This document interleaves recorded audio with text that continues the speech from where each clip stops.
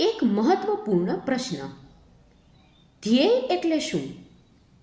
કુદરતે આ દુનિયાને વધારે સુંદર બનાવવા અને આગળ વધારવા આયોજન કરેલું છે. આ આયોજનના ભાગરૂપે કુદરતે આપણને બધાને એક ખાસ ભાગ ભજવવા માટે આ પૃથ્વી ઉપર મોકલેલા છે. એ ભાગ શું છે એ શોધવાની જવાબદારી આપણા દરેકની છે. એ ભાગ એ જ આપણો ધ્યેય. અને એ રોલને અદા કરવા માટે ભગવાને દરેકને જુદી જુદી ખાસ શક્તિઓ આપેલી છે. ઘણા વ્યક્તિઓ ધ્યેય વગરનું જીવન જીવે છે, કારણ કે એને કુદરતના આ હેતુની ખબર જ નથી હોતી. એ માને છે કે આપણે જીવનમાં આવ્યા છીએ તો બસ મોજ મજા કરવા, અને એ પોતાના પૂરા જીવન દરમિયાન મોજ મજા કરતાં કરતાં જ આ દુનિયામાંથી વિદાય લે છે.